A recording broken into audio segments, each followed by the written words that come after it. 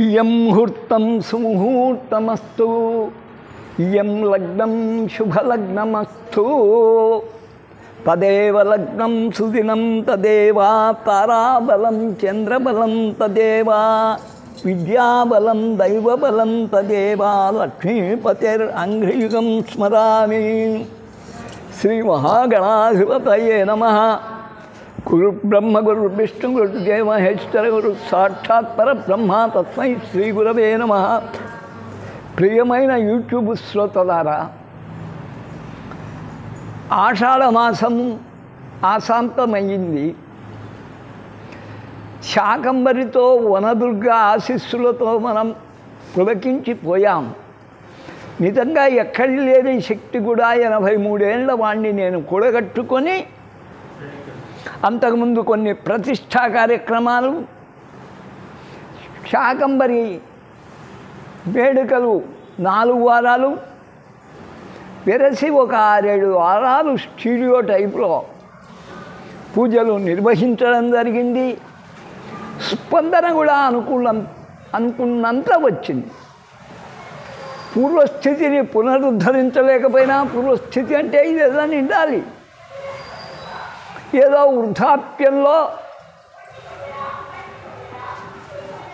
చిన్న పిందెలు కాసినట్టు ఏదో నా పూజకు తగినంత ప్రతిస్పందన వచ్చిందేమో అనుకుంటాను. ఈ మధ్య ఒక విషయం చెప్పాలి. అన్నీ తుదముట్ట స్పర్శించాను. త్రిపుర అయిపోయింది చెప్పమనండి. ఇక్కడ రమాదేవింది. త్రిపురోపనిషత్తు దగ్గర నుంచి, త్రిపుర మహిమ్న దగ్గర నుంచి, అదే దేవీ మహిమ్న, త్రిపుర స్థవరాజం పుస్తకం దగ్గర నుంచి, త్రిపుర చర్యాఖండం మొన్న త్రిపుర వ్యాఖ్యానం కాకుండా మోహన్ ముగ్డిపో వాడేశాడు, 4 లక్షలు పనికొచ్చింది.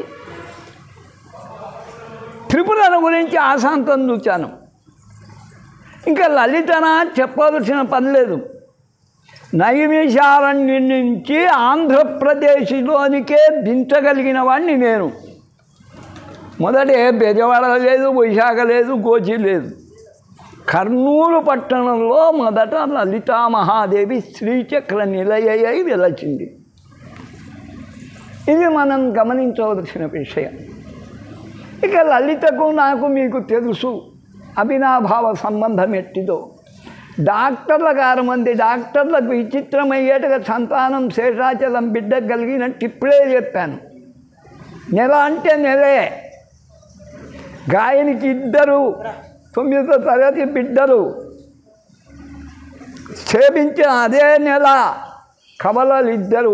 వాళ్ళే ఇప్పుడు ఆమెను సాగుతుండేది. బిడ్డలు వెళ్ళిపోయినారు. ఇండస్ పెట్టి దండిగా సంపాదిస్తుంది. ఏం చేయను నేను? అమ్మ ప్రసాదించిన 2 కులదీపకులై వెలుస్తున్నారు. ఎన్ని మహిమలో ఉన్నాయి. పుస్తకంగా రాస్తే 5000 పుస్తకం అవుతుంది మహిమలు. అటువంటి లలితను గురించి నాకన్నా తెలిసిన వారు ఇంకొకరున్నారని నేను నమ్మను.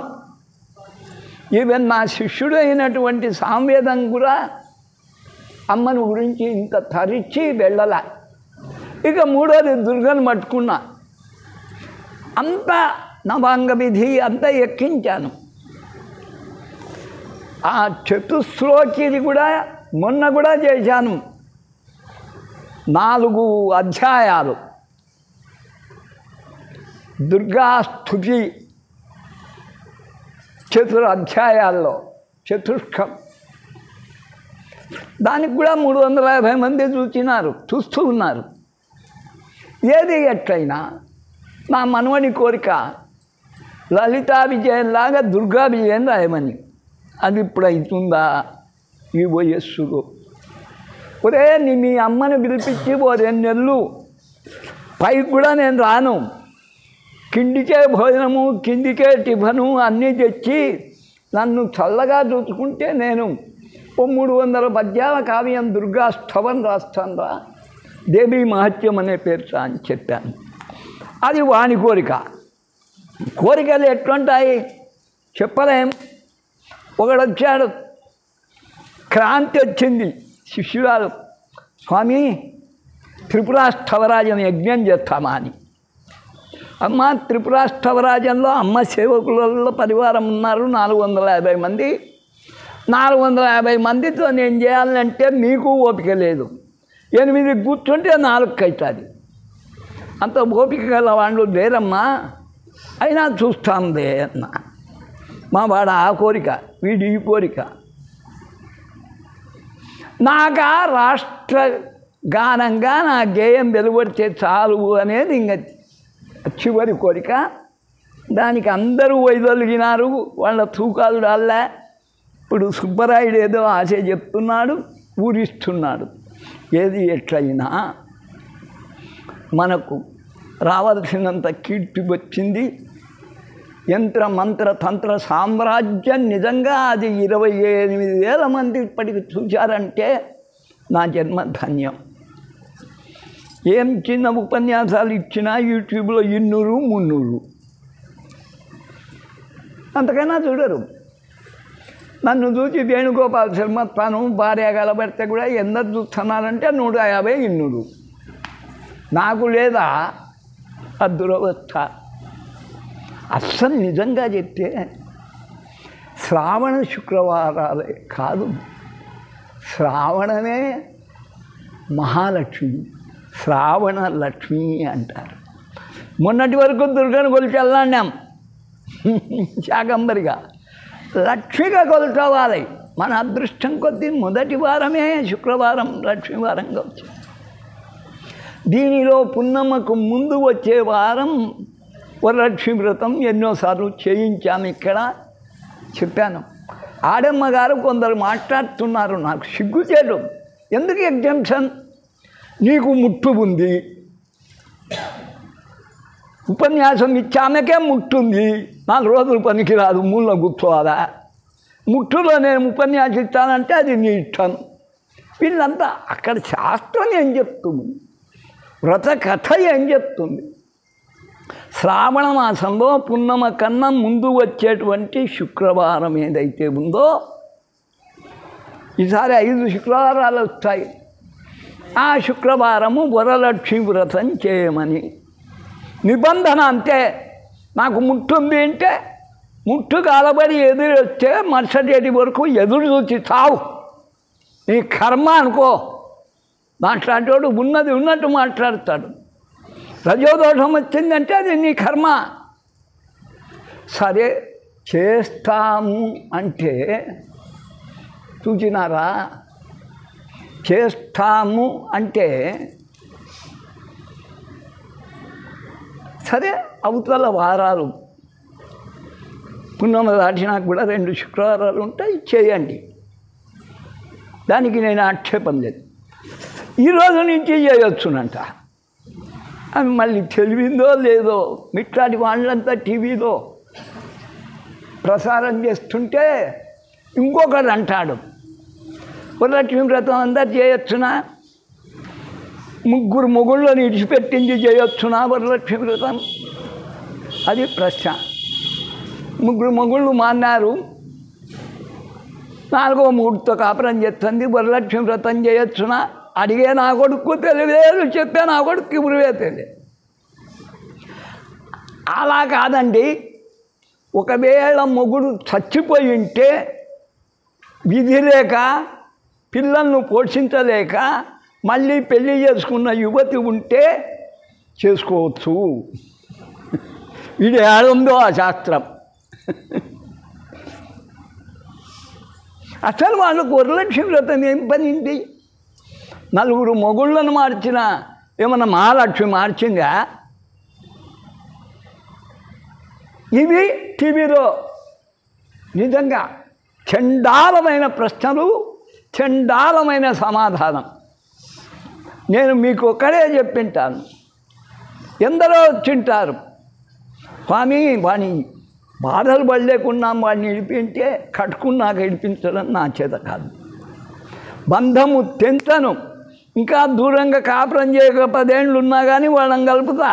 ఇదే శ్రీశైలం పూజారిని కలిపినా, 4 మొగుళ్ళను పంచదారలో ఉద్యోగం ఇప్పించిన ఇప్పుడు వాణి లెవెల్ భ్రమరాంబిక పూజారి. తెలుసుకోవాలా అంతవరకే. కానీ శాస్త్రం ఉంది, దిగదార్చమని చెప్పలే. ఏం వాళ్ళు వ్రతం చేస్తే ముందు చేయకుంటే ఏం పోయింది. మా బాబనాడు క్రిస్టియన్ పెళ్లి చేసుకొని వచ్చి నమస్కారం చేయబోతే నేనేం నమస్కారం చేస్తా. ఒరే నాకు అర్హత లేదురా అన్న. బాబనాడు క్రిస్టియన్ పెళ్లి చేసుకొని వచ్చాడు, నమస్కారం చేయబోతే నాకు అర్హత లేదు. వాడు అర్హుడు అనుకున్నాడు. అనుకోని నేనేం ఆశీర్వదిస్తా? శాస్త్ర విరుద్ధం. నేనే చెప్పుకుంటే సరి, నాకు అర్హత లేదు. ఇంకా నా జోలికి రారు. ఇంకా నా కొడుకు పదారు కొరకలు వేసుకుని. ఇప్పుడమ్మా ఇది కథ. బా ఏ 100 సార్లు పడింటాయో పగలం. మొన్నటి రోజంతా చెప్పి, టీచర్ వింటున్నావా నా ప్రసంగం? శ్రీ సూక్తంలో నిన్న భారతదేశం కాదు కదా, ప్రపంచంలో ఎంతటి శాక్తేయుడైనా అడగండి, కావాలి క్వశ్చన్లో చెప్తారేమో. అతి రహస్యమైన విషయాలు ఓ శ్లోకానికి బోధించాను. అది మీ గురువుకు తప్ప ఎవరికి చేయాలి. లక్ష్మీ సూక్తం చివరికి చేరినాం. ఇంకా 1-2 రోజులు అయిపోతుంది. 5 అయినాయి కదమ్మా, ఇంకా 2 పీసులు అయిపోతుంది. కర్ద్రమేన ప్రజాభూత మయి సంభవ కర్ద్రమా, అది ఒకటి. ఆనందకర్దమశ్చైవ చిక్లీత ఇతి విస్తృతాః. అవుతారా? చెప్పు మరి, మర్చిపోయినావా?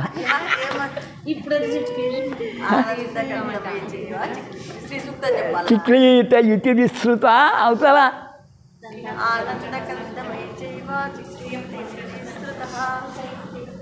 తేనా ఋషయః త్రయోః పుత్రః. తేనా ఋషయః త్రయో పుత్రః అన్నాడు. ఇక్కడ ఎవరికి?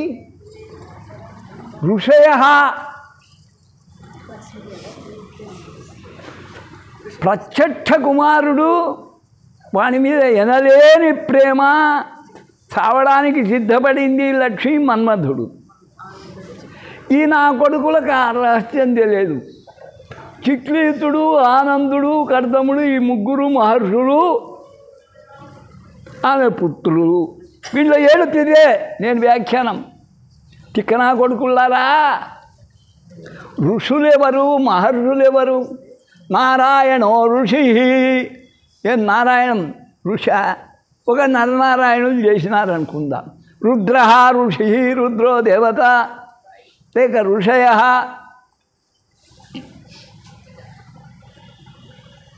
ఋషులు అంటే మంత్రద్రష్టలు. ఆ మంత్రమును చూడగలిగిన వారు, ఆ మంత్ర స్రష్టలు, ఆ మంత్రమును కనిపెట్టిన వారు. వారి నుండి ఆ మంత్రం వచ్చింది. ఫలితమును అనుభవించేవారు ఉపాసకులు. వారు గురవ, వారు ఋషయ. ఆనందకర్దమశ్చైవ, అది కదా. చిక్లీత ఇతి విస్తృతాః. చిక్లీతుడి ఈ 3 విస్తృతాః, విశేషమైన కీర్తి గలవారు. నీ 3 నీ కుమారుడు. శృతాః అంటే వేదమునందు చెప్పబడిన మహర్షుడి.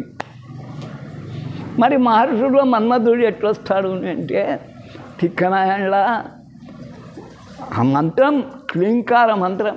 అప్పుడు చెప్పాను ఎవరేమిటి, ఆనందుడెవరు, కర్దముడెవరు, చిక్లీతుడెవరు. ఒకసారి చూడండి. కర్దమః ప్రజాపతి, కర్దముడనేవాడు ప్రజాపతి. కశ్యపుడు మొదటి ప్రజాపతి. అష్ట ప్రజాపతులలో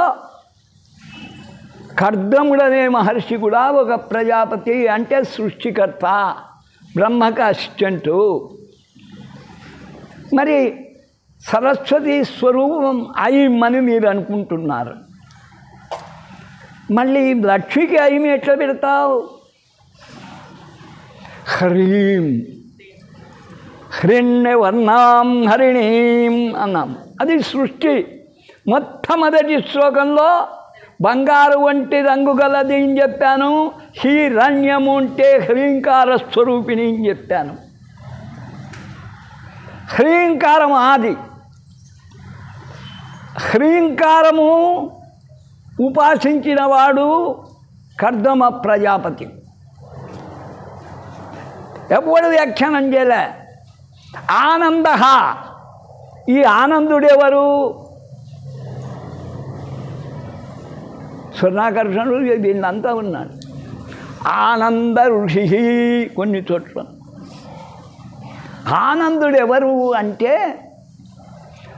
తుచ్చమైనటువంటి ఈ రతి వల్ల, సంభోగం వల్ల లభించే ఆనందం తుచ్చం. మహదానందం ఎక్కడ లభిస్తుంది? పరబ్రహ్మస్వరూపంలో ఐక్యమైన నాడు. అది శాశ్వతమైన చిదానందం. ఇహలోకంలో ఆనందం వద్దు. భార్యాపిల్లలు, ధనము, ఇవెల్ల ధారేషణ, పుత్రేషణ, ధనేషణ. ఇహలోకం సుఖమే కాదు నువ్వు కోరవలసింది. పరలోకంలో కూడా శాశ్వత సుఖం కోరాలి. అది ప్రసాదించేవాడు ఆనందుడు. మరి దానికి బీజం శ్రీం. ఆమె లక్ష్మి, ఆమె మోక్షలక్ష్మి. చివరిది ఆమె. ఇహలోకంలో సర్వసంపదలు ప్రసాదించే లక్ష్మి ఆమె, మోక్షలక్ష్మి ఆమె. అది కనిపెట్టినవాడు, శ్రీం అనేది కనిపెట్టినవాడు ఆనందుడు. ఇక క్లీం, చిక్లీత పేరు విడి తీసుకోమను. ఆ కెపాసిటీ ఒక్క సామవేదం వారికి ఉంది. చిరంజీవి అనేదానికి చీ, కుంకుమ, ఆమె పేర్లు పూర్తి తెలియలే. సుధా మొగుడి పేరు రాలే. చిం, కుం సౌభాగ్యవతి. సుధా వారి కుటుంబం. చీ అని పెడతాను. చిరంజీవత్వం. చీ. మరి క్లీత, క్లీని, ఈత, ఆనీత కొనిరాబడిన. ఈత అంటే కూడా కొనిరాబడిన. అంటే క్లీం అనే బీజాక్షరాన్ని తీసుకొని వచ్చిన మంత్రద్రష్ట మన్మధుడు. చిక్లీతుడు అంటే ఎవరు? మన్మధుడు. ఈ ఉత్పత్తి వాడు చెప్పొద్దు. గార్జా అందరూ ఎక్కడనే డాక్టరేట్లు. ఆ సర్కారు ఏరియాలో తెలిసిన అందరికీ డాక్టర్లే. పుస్తకాలు చూడడం, రాయడం. ఎవరిని అడుగు డాక్టరేట్. చిక్లీత ఇది విస్తృతా. వాడు చిక్లీతుడు. క్లీం అనేది కామరాజ బీజం, సర్వాకర్షణ బీజం. ఇది రహస్యం. దీన్ని ఎవరూ భేదించలేదు. ఋషయ అంటే మన్మధుడు ఋషి కాదు. ఆ ఒక్క మంత్రానికి ఆయన స్రష్ట, ద్రష్ట. అందుకని ఏన సౌఖ్యం వదామ్యహం అని నిన్న చెప్పాను. ఇందలి రహస్యం ఎవరు చెప్తున్నాడు? మరి అదే శ్రీ సూక్త నా వ్యాఖ్యానికి 1000 మంది చూచి చావచ్చు కదా. చావరు. 150 మంది. ఒరే మానుకుంటానన్నా, ఈ 2 రోజులు చేస్తూనే మానుకుంటా కూడా. ఎవరో పాపం చిత్రట, ఆమె పేరు చిత్రంగా ఉంది. ఆత్మగురు స్వామి మీరు మానుకోవద్దు అని ఆమె కది పెట్టింది. మహాపురుషులకు 10 మంది చాలు శిష్యులు, 1000 మంది ఏం చేయడం పందుల్లాగా అన్న భావన ఆమెది. చిక్లీత అనే అమ్మాయి పెట్టింది కంటిన్యూ చేయమని. అందుకని ఆ పాప పేరు కూడా చిత్రే మహానిత్యే. చిత్ర చాలా బాగుంది. మరి మీరెల్లా స్పందిస్తున్నారా? అసలు వింటున్నారా? ఏది ఎట్లయినా ఈరోజు నేను రేపు కాకుండా మొన్నటికి శ్రీ సూక్తం అయిపోతుంది. ఆహ్వానం పలకడానికి కూడా ఈరోజు మంచిది పలికాను అమ్మకు. అందుకై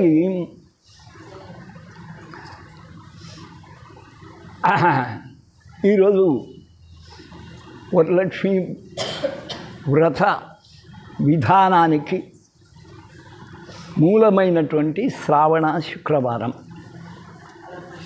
అంత మాత్రం చేత లక్ష్మి ఒక్కటే పూజింపబడుతున్నది అనేది అవివేకం. ఈ మాసం ఏమిటి? శ్రవణం. శ్రవణ నక్షత్ర పౌర్ణిమ శ్రావణం. శ్రవణం అంటేనే వెంకటేశ్వర స్వామి గుర్తుకొస్తాడు. శ్రవణ నక్షత్రంలో వెంకటేశ్వరునికి అద్భుతంగా పూజలు జరుగుతాయి. శ్రవణం అంటే వేదము, శృతి, శ్రవణం. మరి ఆయనకిష్టం. శ్రవణ కుమారుడు అనేవాడు కూడా గతించిన మాసం ఏదో రాత్రి మంచం వేసుకొని క్రూర జంతువులు ఎక్కువైనాయంటే చంపడానికి వచ్చిన దశరథుడు బుడబుడబుడ శబ్దం వస్తే శబ్దభేది అది కరెక్ట్ పోయి ఎక్కడి నుంచి వచ్చిందో వాడిని కూలుస్తుంది. శ్రవణుడు అనే ఋషికుమారుడు వచ్చాడు. వాళ్ళ అమ్మ నాయన కళ్ళు కనపడవు, బుడ్డివారు, ముసలివారు. వాళ్ళు దాహం అంటే అక్కడ కాబడి పెట్టి ఓ చెట్టు కింద మంచిని ముంచుకోవడానికి వచ్చాడు. సరే దశరథుడు, అయ్యా జరిగిపోయింది, నీ కర్మమో నా కర్మమో చెప్పలేను, మా తల్లిదండ్రులన్నా బాగా చూసుకో అని చెప్పి వాడు ప్రాణం ఇస్తే దశరథుడు అది తెచ్చి నేను లేకపోతే అడుగుల సవడి బట్టే నువ్వు నా కుమారుని కాదు ఎవరో చెప్పు అంటే కథ చెప్తే, అయ్యో నా కుమారుని బ్రతికున్నావా, నీ చేతి నీళ్లు తాగడమా, నువ్వు కూడా మేము పుత్రా పుత్రా పుత్రాన్ని ఎట్లా కలవరించి ప్రాణాలు ఇస్తున్నామో నువ్వు కూడా నీ కొడుకునే దలంచుకుంటూ ప్రాణాలు విడుతువుగాక, ఇది మా శాపం. అది రామ రామ రామ కైకమ్మ చేసినట్టు చచ్చాడు. శ్రవణ కుమారుడెవరు? పితృవాక్య పరిపాలనపై కాబడి కుండల్లో తల్లిదండ్రులను పెట్టుకొని మోస్తూ వచ్చినటువంటి వాడు శ్రవణుడు. రాముడెవరు? పితృవాక్య పరిపాలన కొరకే సమస్త రాజ్యము త్యజించి పట్టాభిషేకం. భార్యకు అక్కడ లేకపోయినా భార్యతో సహా వనవాసం వెళ్ళిపోయినటువంటి త్యాగమూర్తి పితృవాక్య పరిపాలకుడు. ఈ ఘట్టాలల్లో ఇప్పుడే జరిగాయి, మీకు తెలుసునో లేదో. ఇదే నెలలో మాతృవాక్య పరిపాలకులు కూడా ఉద్భవించకపోలేదు. యశోదమ్మ దగ్గర ఇంకా ఆయనకు తృప్తి కాలేదంట. బాలకృష్ణయ్య 8 ఏళ్ళే చేసినాడు, ఆమెను కొంప ముంచినాడు అమాయకంగా. మహిమ దూయేది ఆమెమో అర్థం చేసుకోదు, గొర్రెనే అని మీరే అనుకుంటారు, కొంటానే. ఏదైనా కానీ ఆ కృష్ణ తృప్తి కాలేదంట. మళ్ళీ వెంకటేశ్వరుడై పుట్టి మొగుళమ్మ తల్లిగా పుట్టి అప్పుడు మాతృ ప్రేమను, అది ఈ మాసమే. పురుష ఋతువే కదా వాళ్ళు పుట్టింది. నిండు యమున పొంగుతుంది. ఆ ఘట్టాలల్లో ఇవే. మాతృవాక్య పరిపాలకుడు పరశురాముడు కూడా ఇదే నెలలో విజృంభించాడు. వాళ్ళ ఆయన్ను చంపినారని తెలుసుకొని రాజవంశమే నాశనం చేస్తానన్నాడు.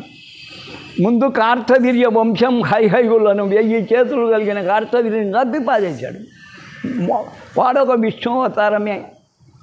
తదుపరి అక్కడికి కక్ష తీర్లే వాళ్ళ అమ్మకు, రాజపుత్రిక ఆమెకు పౌరుషం ఎక్కువ. మన రాజవంశం ఇట్లా అయిందిరా, గర్వం ఎక్కిపోయింది మా రాజులకు. అన్నాడు. 20 ఎకరాలు నరికి పారేశాడు. చీర కట్టుకున్నవాళ్ళు బతికినారు. దశరథుడు చీర కట్టుకున్నాడు. స్త్రీలను ముసలి వారని చంపడు. ముసలివాడు అయినా ఏమో చంపుతాడు ఏం కదా అని చీర కట్టుకున్నా అంటారు వచ్చినప్పుడు. ఇట్లా ఏది ఎట్లయినా చూచావా, పితృవాక్య పరిపాలనకు, మాతృవాక్య పరిపాలనకు పరశురాముడు, మాతృవాక్య పరిపాలనకు వెంకటేశ్వరుడు కృష్ణావతారం, పితృవాక్య పరిపాలనకు రాముడు, పితృవాక్య పరిపాలనకు శ్రవణ కుమారుడు. ఈ ఇద్దరి ఆజ్ఞలే పాటించాలి. తప్పితే మూడోవాడు గురువు. గురువు ఆజ్ఞలు చాలా దూరం అయిపోతున్నాయిలే. మరి మన గుళ్ళో పెరుగుతే అట్లా పెరుగుతుంది. 7 మంది వస్తారు ఖర్చు కొట్టడం, లేకుంటే ఒక రమాదేవి దిక్కైతుంది. తాప్ చేయమ్మా. ప్రియమైన యూట్యూబ్ శ్రోతలారా, నా మనస్సులోని ఆందోళన చూడండి. నా కొరక, భక్తుల కొరకు ఎప్పుడు పరితాపం. ఇదేముడిది? ఇక్కడ వయస్సు పైబడింది కాబట్టి శుక్రవారం తప్ప పూజలు చేయనని నిపదించుకున్నా. ఇంతకుముందు చవితో పంచమం వచ్చేది సరిపోతుండే. ఈసారి దూరం అయిపోయింది. చవితి సోమవారం, పంచమి మంగళవారం. భవ్యను ఆలోచన చేసిన, అయినా క్రేజు సగం మంది నిరాశ పడిపోవాల్సి వస్తుంది కనుక జరుపుదామమ్మా అన్న. న్యాయంగా మంగళవారం జరిపితే గరుడ పంచమి వ్రతం, ఫణి పంచమి వ్రతం, నాగపంచమి వ్రతం సర్వము సరిపోయేది. అది శ్రావణంలో లక్ష్మే కాకుండా మంగళగౌరికి ఎక్కువ ప్రాముఖ్యం. మా బ్రాహ్మణులలో అమావాస్య కూడా షోడశ మహా గౌరి. షోడశి అంటున్నాం కదా. నిన్న అమావాస్య నోములు ఉన్నాయి బ్రాహ్మణులకు, కొందరు కొత్తగా పెళ్ళైన వాళ్ళకు. మంగళగౌరి వ్రతాలు 5 ఏళ్ళు 9 ఏళ్ళు వాళ్ళ ఇష్టం వచ్చినట్టు చేస్తుంటారు. వ్రతాలకు వచ్చే వాళ్ళకే వరలక్ష్మి వ్రతంతో పాటు మంగళగౌరి వ్రతం 5 వారాలు వస్తే 5 వారాలు చేయాలి, 4 వారాలు వస్తే 4 వారాలు. గౌరి కూడా పూజింపబడుతుంది. ఈ మాసంలో పూజింపబడని వారు ఒక్క సరస్వతి. సరస్వతి పూజించేవానికి చలి ఎక్కువ. దుప్పటి కప్పుకొని పండుకుంటూ వాడు ఏం చేస్తాడు. ఏది ఎట్లయినా గరుడ పంచమి గురించి చెప్పాలి. నిన్న మన సుంకిరెడ్డి అద్భుతమైన విషయం చెప్పాడు. ఆయన తుచ్చమైన రాజకీయాలు చెప్తుంటాడు, నేను వినను కూడా. వాడు పెద్దన్నా వీడు చిన్నన్నా అంటే ఇద్దరి మీద సదభిప్రాయం లేదు స్వామికి అర్థం చేసుకోవాలి. రాజకీయం అరాజకీయమే. నా దగ్గర ఆ ప్రస్తావన లేకుంటే బాగుంటుంది. వాడు జగన్ గారు ఎట్లా పోతే అని బాబు ఎట్లా పోతే. నాకు కావాల్సింది దైవ విషయం చెప్పు. నిన్న చెప్పాడు, ఆఫ్ఘనిస్తాన్లో అనేక శివాలయాలు ఉన్నాయి. అది గాంధార దేశం. మళ్ళా కనిష్క సామ్రాజ్యం. ఇప్పుడు చెప్పబోయే కథకు మూల పురుషుడు హర్ష సామ్రాజ్యం. హర్షుడు వాళ్ళలో కనిష్క రాజుల్లో హర్షుడు గొప్పవాడు. స్వర్ణయుగం.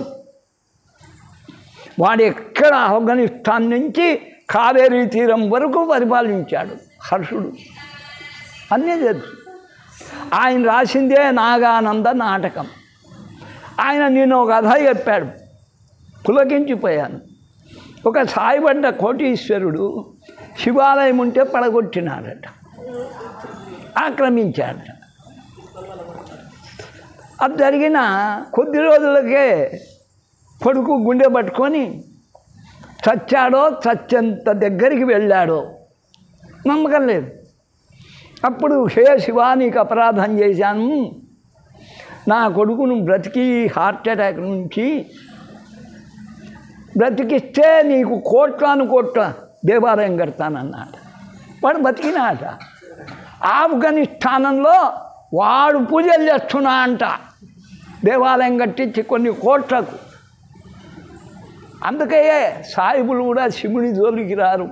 హంపికి పోయి చూడండి, అచ్యుతాలయంలో అచ్యుతుడు లేడు, హజరా రామాలయంలో రాముడు లేడు, అచ్యుతరాముడు. విఠలాలయంలో విఠల రంగుడు లేడు,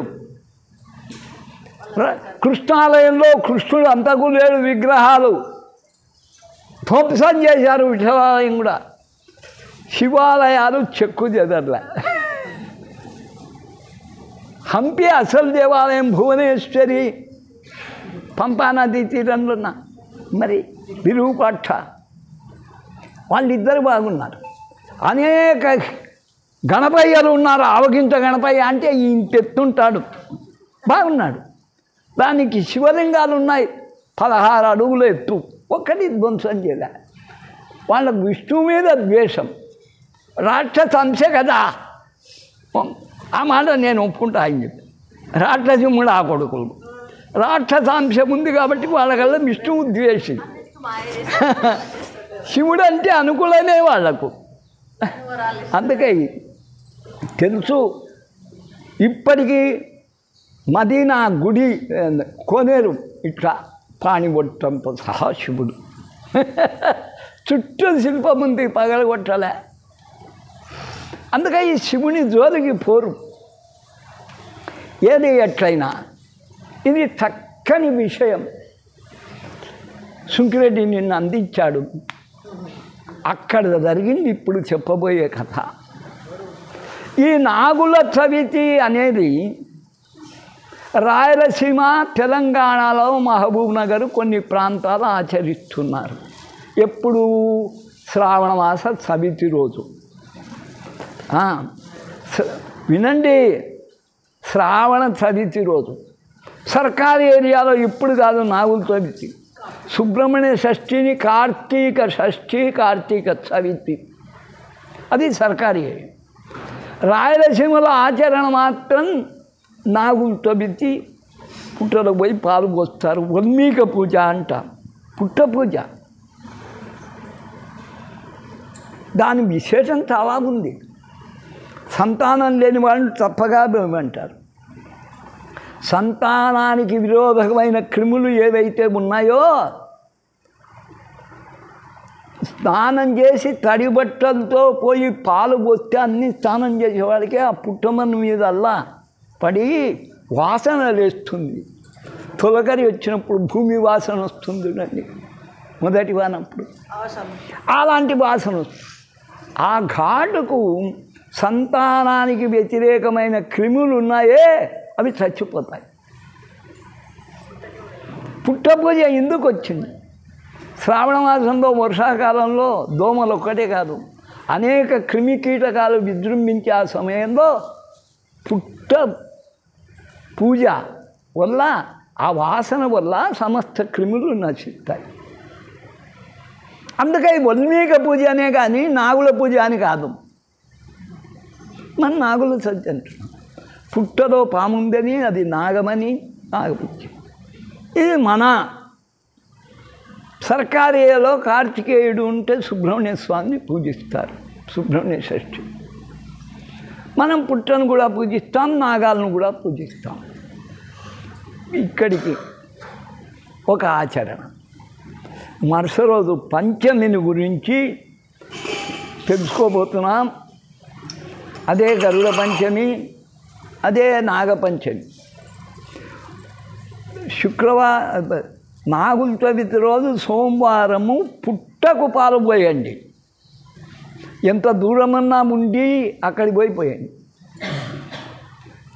గరుడ పంచమి రోజు మాత్రం నాగాలకు శిల్పరూపమైనటువంటి నాగాలకు ఏకఫణం, పంచఫణం, ద్విఫణం 2 పదాలు ఉంటాయి.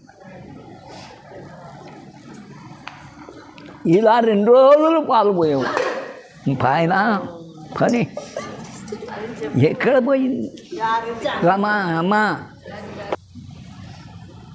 అది గరుడ పంచమి. ఎక్కడనో కనిష్క రాజ్యం హర్షుడనేవాడు, శ్రీహర్షుడనే ఒక బ్రాహ్మడు ఉన్నాడు. వాడు నైషధం రాశాడు, హర్షనైషం. ఈయన అది కాదు, ఈయన చక్కని నాటకం రాశాడు. కావేరీ తీర పర్యంతం రాజ్యం ఉంది కాబట్టి ఇంత విస్తార ఆఫ్ఘనిస్తాన్ అప్పుడు గుర్రాల మీదనే గోకర్ణ క్షేత్రం దర్శించాడు. అక్కడ కథ విన్నాడో ఏం కదో ఒక నాటకం రాశాడయ్యా. ఆ నాటకం అప్పుడు ఎక్కువ ప్రదర్శింపబడింది. ఆ నాటక కథే వినండి. సరే, అವೆಲ್ಲ పెద్ద కథలు. నాగులతో మోసపోయి, కద్రువుతో మోసపోయి సవతి అయిన వినత ఆమెకు సేవ చేస్తూ ఉండింది. ఆమె అనంతరం కొడుకు కూడా సేవ చేయాలని వాళ్ళను పట్టుబట్టారు. గరుత్మంతుడు వాళ్ళను భుజాల మీద ఎక్కించుకొని అదెల్లా తిప్పుకొని కింద ఇడ్చేవాడు. ఈ సేవ భరించలేక అమ్మ, పిన్నమ్మ, మా అమ్మ జ్యేష్ఠపత్ని, మహారాజ్ఞి, కశ్యప ప్రజాపతికి పెద్ద భార్య, మాకు విమోచనం చేసే మార్గం చెప్పు, ఏమైనా తెచ్చిస్తాను, అమృతం తెచ్చి ఇమని. విమోచనంగా పోయాడు. వాడు వజ్రాయుధం వేశాడు. ఇంద్రుడు అందరి చేతగాల అవమానించాడని ఎందుకని ఓ బొత్తు వెలికి పారేసినాడు. ఒక ఈక తీసుకుపరా వజ్రాయుధానికి. అమృత భాండం తెచ్చాడు, చెర విడిపించాడు. అక్కడ ఓ యుక్తి దేవేంద్రుడు రిక్వెస్ట్, నువ్వు వాళ్ళకి ఇచ్చేంతవరకే, అవతల నీకు సంబంధం లేదు అని చెప్తే మీరు స్నానం చేసి వచ్చి దర్భ మీద బాగా చాపలు పరిచారు, దర్భ మీద పెట్టాడు. ఈ అందుకయ్యే దొరికింది మీకు తెలిసినా, కాకతాళీయం కాదు, ఉన్న కథలోది. అది దొరకకుండా దాన్ని పెట్టారు. అయిందా? వీడు తెచ్చిచ్చి చాలా కష్టాలు పడినాడు. మాకు విమోచనమైందా అని వెళ్ళిపోయారు. మీరు స్నానం చేసి వచ్చి తాగన్నారు. ఈ పాములల్లో వేయడానికి కొంచెం తొణికింది, కింద పడింది. అంతలో దేవేంద్రుడు వచ్చి ఎత్తుకుపోయినాడు. పాయ పాయ అని నాక్కున్నాయట. నాలుగ చీలిపోయింది. తాగిన నాగాలలో బతికి బట్ట కట్టాయి. ఇది అసలు కథ. ఈ కథలో అది అవసరం.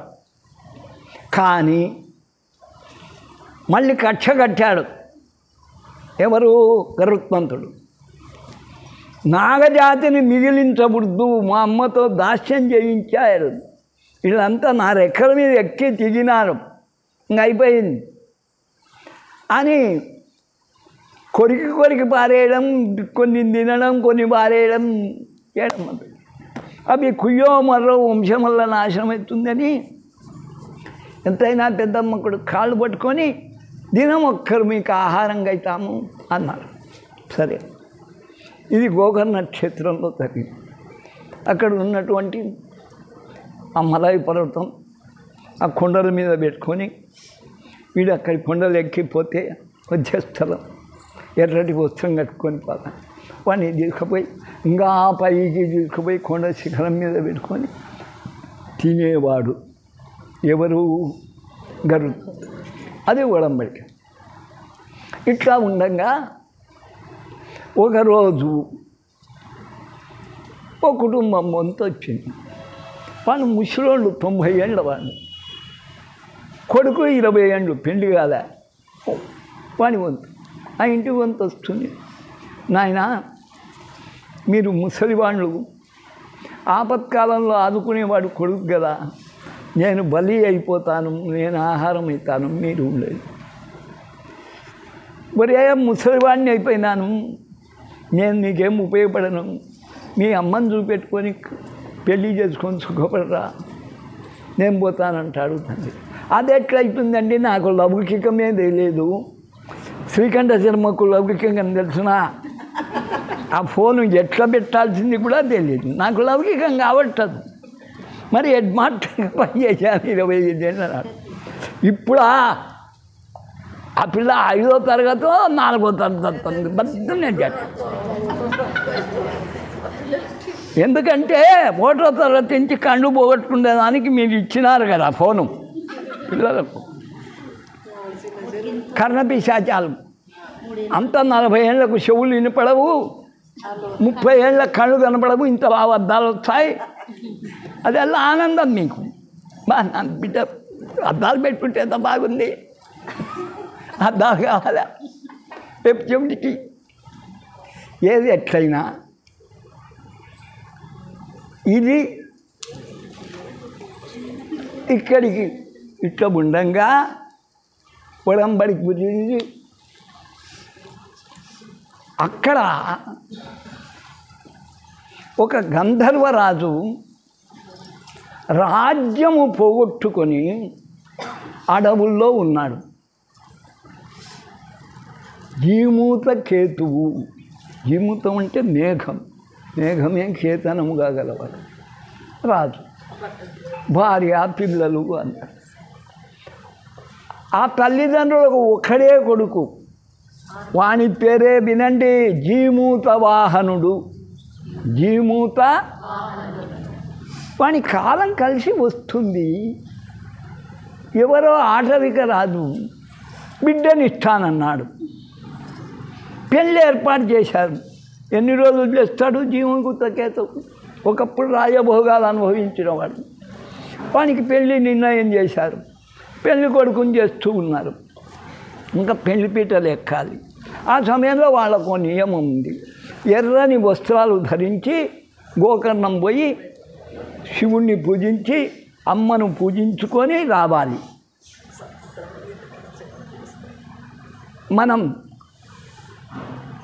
చేది దేశంలో, శిశుపాలుని దేశంలో పెళ్లి కూతురు పోయి గౌరీ ఆలయంలో మొక్కులు చెల్లించుకొని రావాలి. ఆ సమయంలోనే కదా కృష్ణుడు ఎరకపోయింది. జీమూత వాహనుడు ఏం చేశాడు? ఎర్రటి వస్త్రాలు కట్టుకొని ఇక్కడికి వచ్చాడు. వాదం వింటున్నాడు. నేను ఆహారం అవుతానని ముసిళ్ళు అంటుంది. కాదు నువ్వుండు, నేను ఆహారం అవుతాను, ముచ్చట చూడు. ముసలోడిని అన్నీ చూచాను. ముసలోడు కొడుకును నేను ఆహారం అవుతాను, మిమ్మల్ని రక్షించడం నా వంతు, నేను బతికినంతవరకు నేను మనం. ఈ విధంగా కొట్లాడుకుంటుంటే పాపం జీమూత వాహనునికి హృదయం ద్రవించింది. అయ్యో ఎంత ఘోరము! ఈ నాగము, ఈ గరుడికి దయ లేదా? ఎంత ఘోరము! అయ్యా మీరెవరు ఆహారం కాబట్టదు, నేను ఆహారం అవుతానని అదే ఎర్రటి వస్త్రాలు ధరించాడు కాబట్టి వాడిచ్చిన ఎర్రని వస్త్రాలు అంతా కప్పుకొని ఎక్కడ కూర్చోవాలనో పోయి భోజ్యస్థలంలో కూర్చున్నాడు. గరుత్మంతుడు రానే వచ్చాడు, పట్టుకున్నాడు గొర్రెలతో.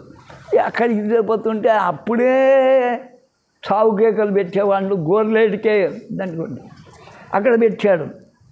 ముక్కుతో పొడుస్తున్నాడు. పొడుస్తుంటే కూడా వీటి ముదరు చుట్టుకున్నాడు, కనపడబుడుతుంది. అబ్బా అనడంలా, అయ్యా అనడంలా, కుయ్య అనడంలా, ఎల్లా అనుమానం వచ్చింది. అప్పుడు గోర్లతో ఆ వస్త్రాలలో చించి చూచాడు. గంధర్వరాజు, ఎవరు నువ్వు నాగానివి కాదు, ఎందుకు వచ్చావు? ఇష్టమా అంటే ఈ బాధ చూడలేక వచ్చాను. నువ్వు ఈ ఎర్రటి వస్త్రాలు ఎట్లా? మా ఆచారం పూజ చేయడానికి వచ్చాను, పెళ్ళింది. అర్థమైందా? ఆ గరుత్మంతుడు తీసుకొచ్చే సమయంలో ఆ ఉంగరం ఉందే వాడిని జీమూత పెండికి పెడతారు ఉంగరం, అది కింద పడింది రక్తసిక్తమని. దాన్ని దాడబట్టుకొని వాళ్ళు ఏడుస్తూ ఎంత ఏడుస్తారు. పెళ్లి కూతురు మామ అత్త అందరూ గోకర్ణం చేశారు. ఇక్కడ ఏం జరిగింది? పరోపకారం కొరకు శరీరం త్యాగము నాడు దధీచి చేశాడు. ఒక పావురం కొరకు డేగ నుంచి రక్షించి, నువ్వేమిటయ్యా జీమూత వాహన, ఇంత త్యాగం నేను చేయలే, నిండు మాత్రం తిననయ్యా. అట్లయితే సర్పాలన తిననని శపథం చెయ్యి అన్నాడు. చేస్తాను, నీ సోదరులే కదా. మరి ఆ చచ్చిన వాళ్ళు ఎందరున్నారు నీ సోదరు వాళ్ళని బతికి అంటే, అప్పుడు దేవలోకానికి పోయి అమృతం తెచ్చి వాళ్ళ దట్టాల మీద దల్ల అందరు బతికారు. ఇది తెలుసుకునే వాళ్ళకే కొండ మీదకే ఎక్కువ వస్తున్నారు. గోకర్ణ నుంచి సుఖాంతమైందని గరుత్మంతుడు చిలకరించిన దాంతో ఈయనకు పోయినా అన్ని పాములు అందరు వచ్చి గోకర్ణ క్షేత్రంలో అక్కడ ఆమెకు గౌరికి పూజ చేశారు. పాములు పడగలు పెట్టి నాట్యం చేశాయి. అందుకే విశాలాక్షమ్మకు కూడా ఇట్లా పడగబెట్టింటుంది. మన నందవరం చౌడేశ్వరి కూడా పడగబెట్టింటాయి. పడగబట్టి కొలువు చేసినాయి. ఆమెకు పణిగౌరిని పేరు, ఆమెనే మంగళగౌరిని పిలిచేవారు. అప్పటి నుంచి పణులకు నాగాలకు విమోచనం కలిగింది కాబట్టి నాగపంచమి, గరుడు విమోచనం కలిగించాడు కాబట్టి గరుడ పంచమి అని 2 పేర్లతో పిలిచవచ్చు. పంచమి మంగళవారము అందరూ పణిగౌరి వ్రతం చేసుకోండి ఇంట్లో. అదేం పెద్దదేం కాదు, తోమలపాకు పెట్టండి, ఇట్లా కోసుగా చేయండి. ధూపాలు ఉంటాయి చూడట, గణపతిగా భావించండి. ఇట్లా 2 కొమ్ములు పెట్టండి. పార్వతి లేని పరమేశ్వరుడు లేని పరమేశ్వరు పరమ 2 పెట్టండి, పూజ చేయండి. మీకు వచ్చిన మంత్రాలు హ్రీంకారాసన చెప్పు తీసుకుంటుంది. లక్ష్మీ క్షీరసముద్రాజన అని చెప్పు తీసుకుంటుంది. అందుకై పూజ చేసుకొని తరింతురుగాక అని నాగపంచమి, గరుడ పంచమి, ఈ కథ నాగానందమని నాటకం మాకు విద్వాన్లు ఉండేది. చాలా అద్భుత సన్నివేశాలు. ఆ హర్షునికి, రాజహర్షునికి ఒక్కసారి నమస్కారం నేను తెలియజేస్తున్నాను. ఈ నాగానంద కథ చెప్పాను. ఇదే గరుడ పంచమి, ఇదే నాగపంచమి. పుట్టకు పాలు పోసి వస్తే చాలు సోమవారం. నాగాలకు పాలు పోస్తారా, అది మంగళవారం. ఇంట్లో మాకు రాలేము, పంచమి రోజు రావాల్సిన పని లేదు ఎక్కడికి. నేను చెప్పినట్టు తొమలపాకులో గణపతిని పెట్టండి, తొమలపాకులో 2 కొమ్ములతో ఉన్నటువంటి పార్వతీ పరమేశ్వరుని పెట్టండి. మీకు వచ్చిన మంత్రాలతో పూజ చేసుకోండి. ఎందుకంటే స్వామిగారు దొరకరు. కార్తీక మాసంలో ప్రతి ఒక్కరూ నోముతారు కేదారేశ్వరి నోములు. మంగళవాళ్ళు కూడా ఉన్నాయి. మన హరయ్య కూడా ఓ 2000 ఇచ్చి 5 నిమిషాలు పిలిపించుకుంటాడు స్వామి. అట్టా బ్రాహ్మణ కొత్త. ఓం తచ్చ సర్వే జన సుఖినో భవంతు. గరుడ అనుగ్రహమస్తు, నాగానుగ్రహమస్తు. మరి ఈ కాలంలో గరుత్మంతుని ప్రాశస్త్యం లక్ష్మి ఎక్కడ ఉందో అక్కడ గరుడు వచ్చినాడు. ఎక్కడ గౌరి ఉందో అక్కడ నాగాలు ఉన్నాయి. షణ్ముఖుడు కూడా నాగావతారమే. చూచావా, ఆయన తల్లిని చూపెట్టుకున్నాడు, ఈయన తల్లిని చూపెట్టుకున్నాడు. మనం కూడా ఆ తల్లిని చూపెట్టుకున్నాం. ఇక్కడికి ఆప్ చేయమ్మా.